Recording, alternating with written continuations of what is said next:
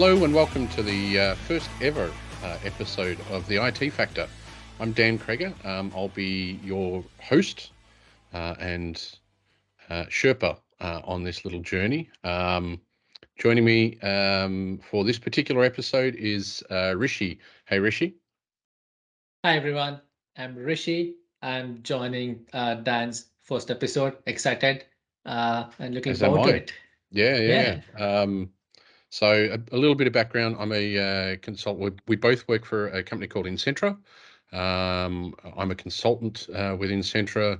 Rishi, you're a solutions architect. Yep. Solution architect focused on information management, SharePoint, Power Platform. That's me. Yep. And I'm focused on all things cloud, Microsoft Cloud, that is, I guess. All rounder. Hey, All rounder. wow, Um, so what I want to do before we get into the crux of this particular episode is just give everyone watching, and thank you for joining, by the way, a bit of a rundown on what to expect for the future of the IT Factor. So the basic premise of the moving forward of this podcast is that we'll be covering off, I guess, four essential topics, or four key topics within the Microsoft Cloud space. So we'll be looking at Microsoft 365. We'll be looking at enterprise mobility and security. So that'll be covering off things like identity and access management, endpoint management, information management, and then some security aspects. We'll also be looking at Azure. So more broadly, what sort of how you can leverage Azure within your business, and then taking a deeper dive into cloud security and governance. Yeah. So they're the four sort of core topics that we'll be covering, and what we'll be doing is releasing a podcast every week, and those four topics will sort of roster or rotate through on a monthly basis. So you'll get an M365 podcast every 4 weeks. You'll get an enterprise mobility every 4 weeks, but with a release cadence of once per week. So that's the general expectation moving forward for the podcast. What we thought we'd do, though, is we thought we'd kick it off with a series that we're calling Mastering Migrations. So this will be for at least the next sort of 4 weeks, more than likely longer than that. But it's really, before we jump into how to leverage the cloud, we thought we'd cover off how to get there, right? So that's the purpose of this series of podcasts, as I said, called Mastering Migration. So Better to get that overall picture. yes, yep.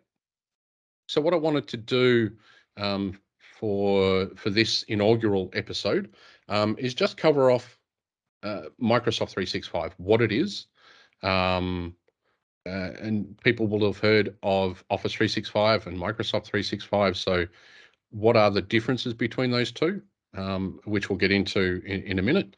But yeah, so mastering migrations is what we're going to be covering off. So without further ado, now that we've got that little bit of errata out of the way, let's move into the crux of what we're going to be dealing with today, and that is Office 365 / Microsoft 365. And what the differences are between the two. So I guess from the top, what we should say is that Microsoft 365 includes Office 365, but some additional components, right? It's an extension of Office 365, which has a lot of more capabilities, I would say. Yeah, I guess the main difference between the two is that Microsoft 365 includes Windows licensing. So it's moving that Windows license from a perpetual license to a subscription model. And then it also includes the enterprise mobility and security suite, right? So And Intune and so forth. and it also includes powerful platform called Power Platform, which talks about all your enterprise applications and some more productivity. We can go Yep. deep dive into that in the subsequent episodes. Yes. And I, you'll find Intune, for those of you who are unfamiliar, is interchangeable with endpoint management. So the two are essentially the same, right? Yeah. So yeah, let's move into, I guess, now that we understand the differences between Office 365 and Microsoft 365, let's talk about what the capabilities are of, and we'll interchange. We'll henceforth we'll refer to it as Microsoft 365 for the simple fact that it includes the Office 365 components as well. Yeah. So why don't you walk me through, Rishi, some of the capabilities of Microsoft 365, Sure. the core productivity Core solutions? productivity solution. Sure. So thanks for that. As Dan mentioned, it's mainly a broader suite which includes Office 365. So the first thing you see that it's a collaboration platform. You can collaborate from anywhere, which includes your chat, call, collaboration, Teams chat. So that includes Microsoft Teams. As we all know, recently when we have moved to this hybrid environment, Microsoft Teams is the buzzword everywhere. So it lets you talk about, stay connected with your team and collaborate on the documents and all those features you get from a collaboration perspective. So that's main one, Teams. Uh, Another one is it lets you create the content in real time. For example, with your teammates, family, classmates, because now this platform is widely used across universities and schools as well. So it lets you use all the applications such as Word, Excel, PowerPoint, and OneNote. Traditionally, if you remember, we used to work on a Word file and used to hit Control Save, but now it's in real time. You don't have to worry about that. You can collaborate with your team members at the same time, and literally you can see who's working on what area of the document. For Yeah. example, sometimes we work together on a spreadsheet, right? So you can see, let's say Dan is working on, let's say, cell A3 and Rishi is working on, let's say, cell C5. So that way you collaborate together. Uh, the next one is file sharing. It's really smooth file sharing experience because now most of the files are stored in your OneDrive, Teams, and SharePoint. So let's say I'm working on a particular file and I want to share that file with my colleague.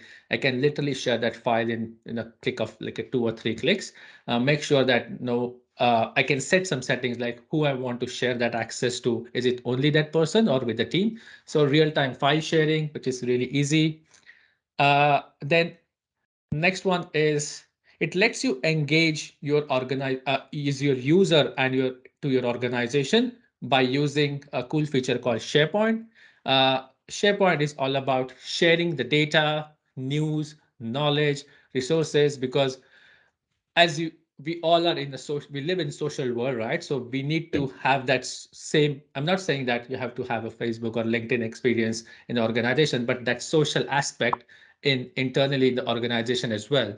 And it's what these days organizations are trying. They're trying to put the information to the users rather than users just sitting and looking for information. So SharePoint is a really powerful platform for you to run your intranet. You can share all your company news, all your videos, like a company videos, all the knowledge management. The entire knowledge stays in the SharePoint, and that can be shared across different teams. Yeah, it's sort of really about proactively putting data in front of users, right? Rather than Yeah, making them go and fetch it to a lot of from extent.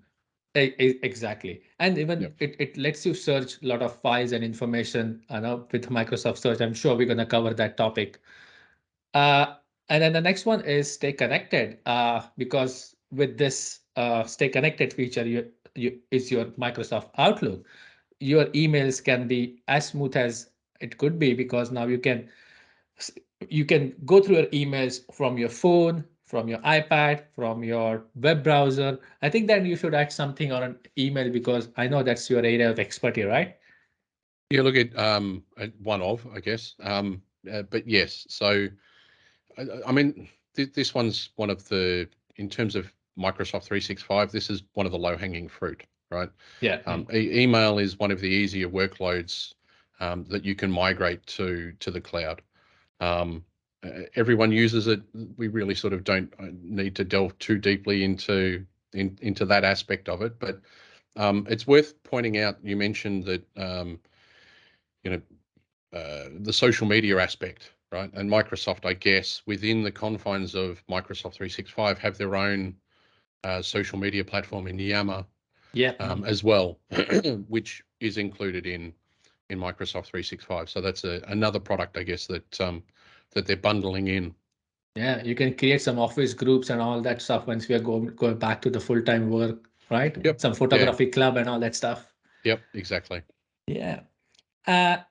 So just moving on to the next one, I think we can organize the rich content and task using all your day-to-day tasks using Planner. It's really a powerful tool because remember, back in old days, we used to use tasks in your Outlook and different tools. Now it is a seamless experience to have Planner in place because you can create a task, share that with your teammate. You can attach a document. You can start a conversation in Teams. So it's all different aspects are connected, and you can get an alert like what are my tasks, what are my deadlines, all that stuff. So it's pretty powerful. Yeah, look, Planner is one of the more powerful tools, I think, from a collaboration perspective, and being able to create Kanban boards and so forth on the fly. It's underutilized, in my opinion, but Yeah, I agree with that. Yep. Yeah, because I mean the reason it's underutilized because the next one is like we can stay on track with your projects efficiently with project because it's now sits in the Dynamics as well, because Dynamics, when you have your big CRM and ERP, all your Microsoft projects sits in there, so you can track all your projects. But to going back to a previous point, even if you're tracking everything in your project, you can still use use Planner for small tasks as well. So yeah, but we still have that bigger project facility and the Microsoft projects. capabilities. Yep, Yeah, capabilities certainly there, and I guess one of the things that I'm hoping that people are picking up is that a lot of the traditional desktop applications that we bundled in Microsoft Office are available as web versions within Microsoft 365. So you mentioned earlier, Word, Excel, PowerPoint, OneNote, Outlook, Project is there, Visio is there. So they're and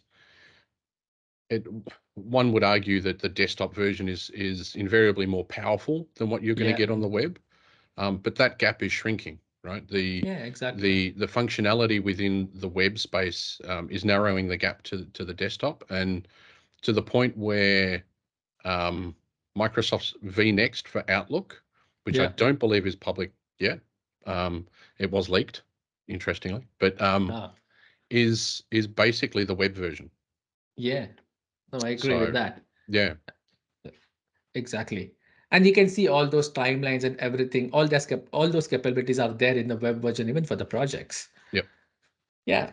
And then there is not next thing is like what you can do from a scheduling perspective is like it really saves your time, because I know it's hard to set the meetings with the different people, and if you want to share some time slots, because people keep asking me, Rishi, what's your availability for next weeks? I want to book a meeting or I want to book a series of workshops. So that's where bookings come in picture. You can just create some slots and share with the whoever who wants to, and then they can just choose the slot, and then everything is booked automatically. So that's really cool, right? Yeah, look, Booking is one of those tools that doesn't get a lot of love, but I think it's very industry specific, or at least sort of job specific. Yeah, it's great for things like real estate agents needing to book in for inspections and all, inspections and these types of things, or for businesses that want to leverage customer bookings. Auditors, like if they want to do the audits for specific organizations and specific departments, they can use that as well. Exactly. Yep. And the next one on the list is like to-do list, or it's called to-do. So what we spoke about, your bookings, your email and planners. Let's say if you want to combine everything, because people said that, oh, you've talked about these 4 things. Can I see everything in one go? Here we go. We can see everything in one go with your to-do. It comes up with app as well. I mean, I have a to-do install on my phone where I Yep. can just create some buckets for each project. Yep. I can, when I get an email from my boss, I can say, okay, I want to do that by Wednesday, for example. I can just create, right click and task and add to my to-do list. And it in the morning, it sends me a nice message that you have a big list today. So you get top of everything. Yep. So yeah, it's really useful.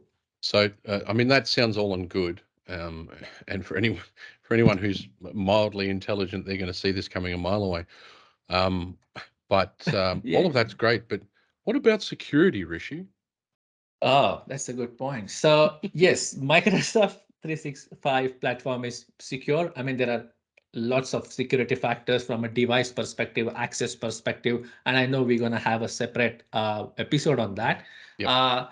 But I'll start with the data security, and maybe then you want to cover some of the device-related security. So because we have talked about data and sharing and files, so at high level, I think there are three major components from a security, right? So one is Microsoft data loss prevention, because nowadays organizations are using M365 cloud, and all organizations would have finance department, legal departments, all the sensitive documents which it contains the personal information or some of the contractual information which is critical to the business, right?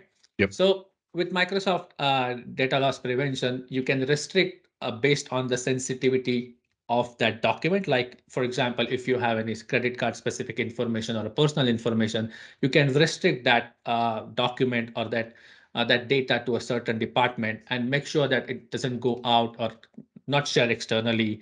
Or if someone really wants to share that externally, you can put some governance on it, like, okay, it gets alert. I mean, it can Yep. alert the admin and all. So that's one aspect. Secondly, you can do a data classification based on that sensitivity, which is called Microsoft Information Protection. This is just to protect your information. For example, if you open a Word document and if you're working on a confidential information, which we know you don't want to share within any another team, or definitely it can't go out. So you can just label that document as confidential. You can create a sensitivity labels, for example, public, internal, or private, or confidential. Based on that, you can select that data and apply some rules. Yep. And then another one is data retention, because of course, most of the governments would use this feature very heavily, and even all the organization who wants to retain the data records. For example, some of the auditory requirements are to retain the data for 7 years. So let's say we are putting everything on Teams, SharePoint, or the cloud. You want to make sure that some of the data which needs to be stored for a longer term, no one should be able to delete that. So with this retention label, you can set some rules to apply those labels based on the type of the document, based on the department which that using that data. And once you apply that label, you can set like how long you want to persist that data for. And Yep. once it is out of that term, you can then apply some rules to it. So these are some security from a data perspective. There are lots of securities you can make sure from a device perspective. How about that, Dan? Can you explain those? Well, I mean, so it's an interesting question because there's, and again, we will get into this as the series progresses around mastering migrations. There's multiple tool sets from a security perspective within the Microsoft Cloud sphere, right? Within that ecosystem. Yeah.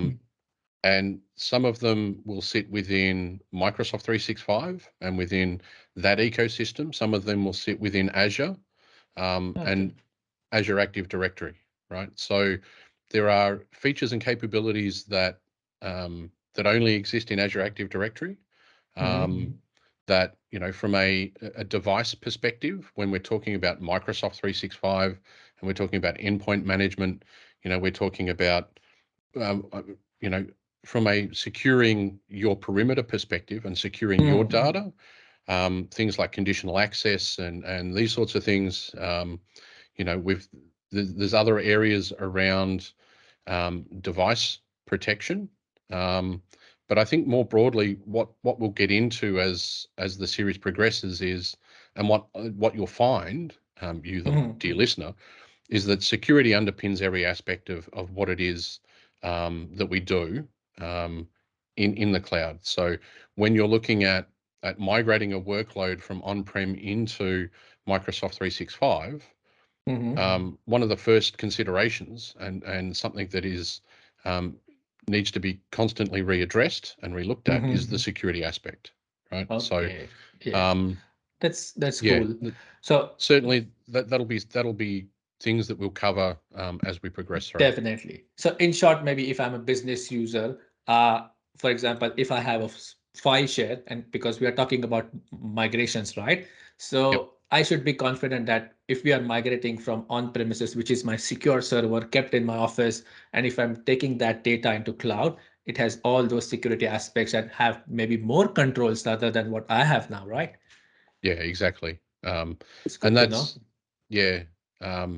I think something else we need to touch on in this particular episode is we're talking very high level about what those workloads within Microsoft 365 are.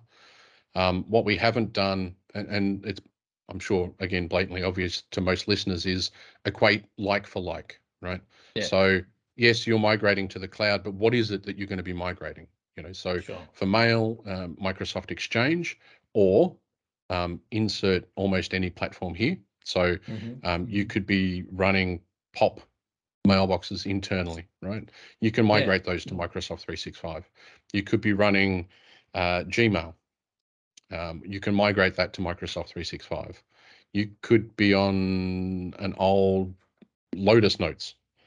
That one's a little trickier, but you can Yeah. migrate that to Microsoft 365, right? Depending on how entrenched that is. So maybe if we just take a quick minute now to run Sure. through, we've taken the time to look at Teams Different. and SharePoint and so forth. Let's look at what it is on-prem that you're going to be migrating into the cloud. Sure. So, I've just run through migrating mail into Microsoft 365.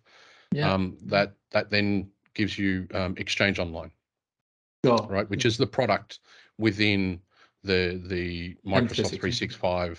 365 umbrella. Yep. So So, next would be SharePoint Online, yes. and So we've spoken about SharePoint, and this is more than a like for like, right? exactly. So it could be SharePoint on premises 2013, 2016, and 2019. And when we talk about that like for like scenario from a user experience perspective, you will find that 2019 resembles SharePoint Online. Yep. But if if you still have any legacy such as SharePoint 2013 or 16, there are better ways to transform that into SharePoint Online to give the modern experience to the user. So that goes in there. Uh, from a file share perspective, when we talk about Teams and OneDrive, because I'm sure a lot of the organizations would have the file share, like a legacy file share sitting there with the, let's say, Edge drive or K drive and some of the home drives. Yep. So for that, like for like, I think it's either Teams, it is either SharePoint or it's OneDrive. For your home drive, which is a personal drive, it's exactly from your home drive to OneDrive. It's like Yep. for like. But for when it comes to Teams and SharePoint, there is an element of we need to understand what data is, and I'm sure Dan, we're gonna do know your data series in this series, right? We will. We Yes. can touch Yep. base on that. But yeah, I mean the essential destination is either Teams, SharePoint versus OneDrive for that file share. Yep. Yeah. So, and we'll definitely have an episode on data and as you said, know your data, right? So, Yeah, and it's a pre-migration task really is to yeah, get an understanding of what the data you have within your environment and what yeah, needs to be exactly. migrated. Remember, You mentioned Teams. So uh, Teams yes, also for a lot of people, like Teams is just a communication platform, right? communication platform. Sure, So the like for like there would be the old Skype for Business, sure. right? Migrating into the cloud, it would become essentially Teams, right? Yeah, and And the also capability, Slack. sorry, go on. Yep. Also Slack, because most of the organizations start with Slack, but once they come to know the capability of Teams and that Yep. end-to-end same experience, Yes. of course, there are ways you can migrate data from your Slack to Teams. Yep.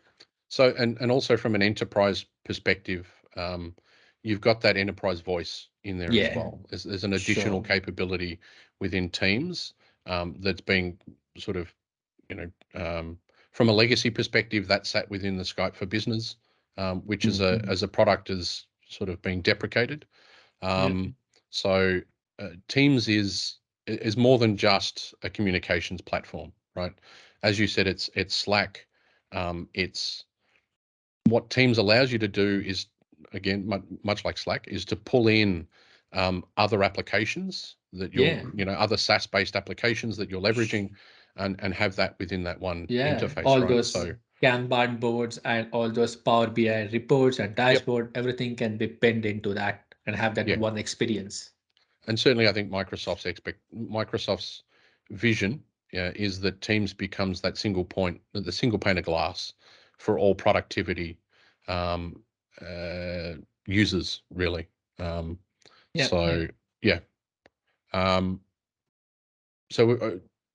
you touched on OneDrive and the fact that OneDrive essentially replaces end user H drives, right? I say H drive, their home drive, their personal on-premises storage.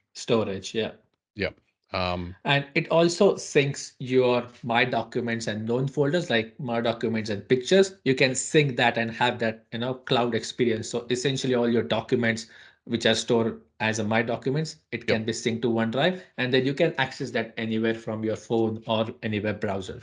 And that's the sort of default out of the box experience, right? It's not you don't have to have ADM templates or group policy or anything like this. It's just that's the native behavior out of the box. Yep. Cool. Just looking through the lists. In terms of workloads, I mean, the vast majority of the rest of workloads are the sort of the worker applications, Word, Excel, so on and so forth, which you still get. You still get the traditional desktop versions of those applications to install as part of your licensing around both Office 365 and Microsoft 365. So it's worth pointing that out as well. You get access to the web versions, but also the desktop. Sorry, go on. Yeah, you can talk about another powerful feature which we just mentioned, Microsoft Power Platform, quickly. Yeah, I was about to move into that one now. So, okay, so I don't know Power Platform. I can jump on that. So, well, I say that as in treat me as if I don't know about Power Platform. Let me put it that way, and walk me through. So it's obviously a platform, but what is it? Yeah, so Microsoft Power Platform is a combination of apps or the development platform, I would say. When you talk about traditional development where you start writing code, if I want to build any app, I go to C# or anything, and then I have to cut code. You don't have to do that anymore. So it's built for the citizen developers or power users. But when I say that, of course, there is a whole development community who can use that, and they're making really cool apps. So there are four main components of Power Apps. It's mainly enhances your enterprise productivity and application suites.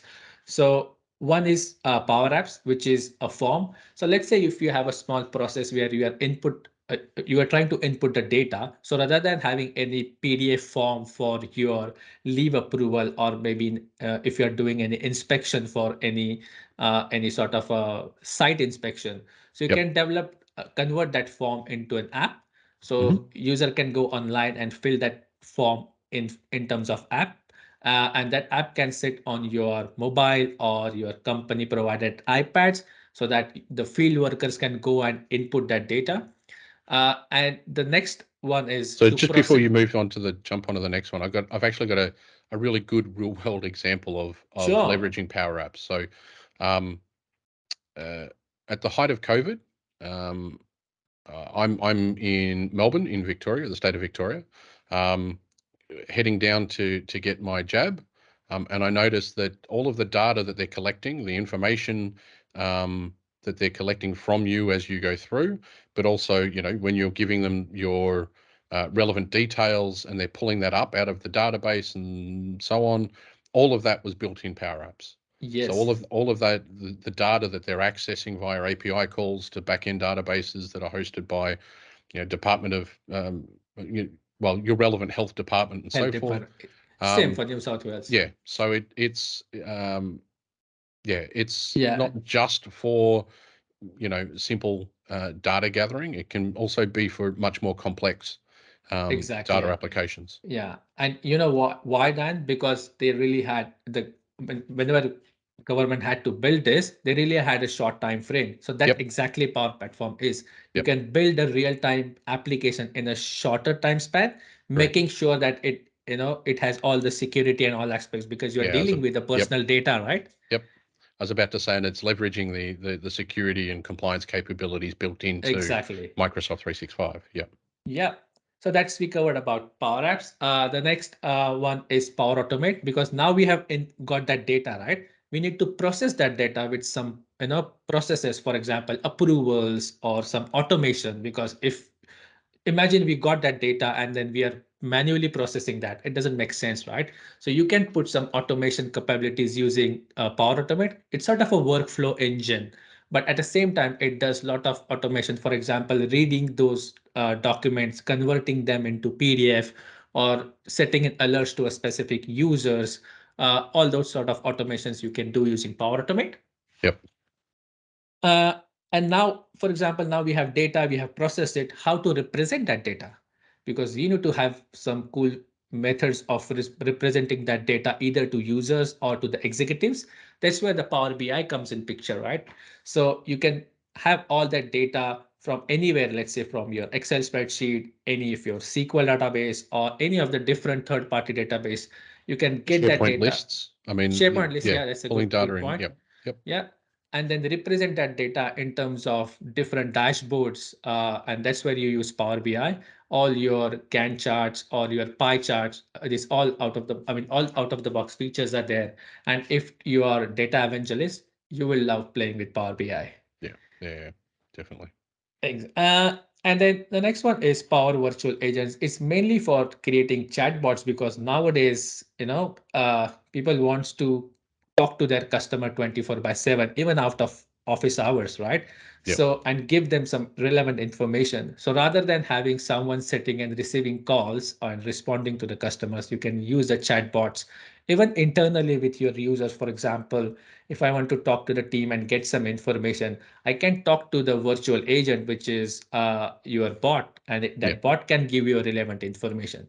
So that capability is there by Power Virtual Agents, and it can learn automatically based on the data and process that data and give you the right information. Yep. And then the last one recently launched was Power Pages, because we touched base on SharePoint, which is mainly internally focused, right? It's a portal. But when you want to create any portal or create any pages, maybe a website as well, but mainly the portals for external facing organizations such as your vendors or your contractors, you can create an extranets, or you can create an external facing portals which can talk with the different organizations and the relevant parties. That's where you can use Power Pages. It has different templates which you can use based on the nature of your business, Right. and then use that template and spin up a website pretty quickly. Very So yeah, that's a cool. big platform. I think you should. It is. Yeah. Yeah. Certainly, I think the Power Platform stuff, we probably won't touch on too often, with the exception maybe of Power BI, because again, it's Power BI provides that ability to visualize your corporate data, right? Yeah. So we may go and talk Bit deep about onto that the on occasion, but I think by and large, the majority of the Power Platform is really a sort of developer platform, right? And there's, I guess there are use cases where you've got internal applications that you're looking to port to a SaaS type offering. But that's not really what we're going to be focusing on with this Yeah. Mastering Migrations, right? We're looking at corporate workloads that you can, well, lift and shift to some extent, but extend the capabilities also Exactly. by moving it into the cloud. Yeah. And from a migration perspective, Dan, maybe when we think of migration, right? So some of the files, people may have created some macros or some third-party application to run the workflows. That's Yep. where we might touch lightly on how to migrate that workload into M365 and use the out-of-the-box capabilities, which may be part of their current license, the organization license, right? And then Yes. we can Yep. leverage those using Power Automate or maybe Power Apps to a certain extent. Yeah, and those workflows, I guess, are really, you're referring to the sort of more SharePoint back-end Related automation and automation workflows. or Yep. forms, for example, the input Right. Yep. forms or the PDF forms. So if you're talking about digitization, some of the Yep. PDF forms can be easily converted into this suite. Yes. Yeah, exactly. I think we've come to a natural conclusion, my friend. I Yeah, think we are. I think we've covered off, and we certainly, what we haven't done, we haven't necessarily touched on every single application that is available as part of Office 365. What I would actually do is encourage people who want to learn about Office 365, but maybe don't have access to it, or only have limited access based on the organization that they're with, but they want to learn more, go and sign up for a developer account.